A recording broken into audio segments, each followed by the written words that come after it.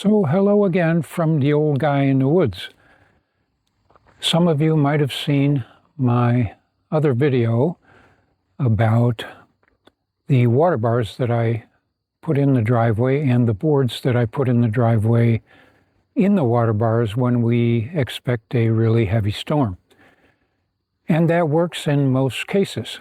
However, a few days ago, we got a really heavy storm, and I don't know if you can, how much you can see here,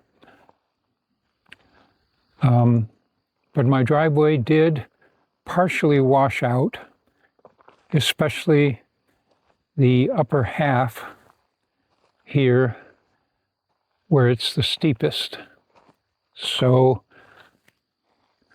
I'm taking you up here so you can see the washout that happened.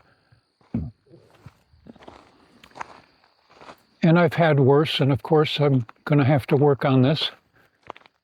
And right here at the top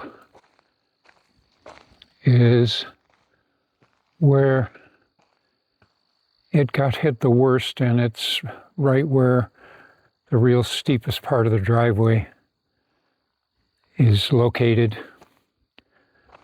So, get another look at the other side here.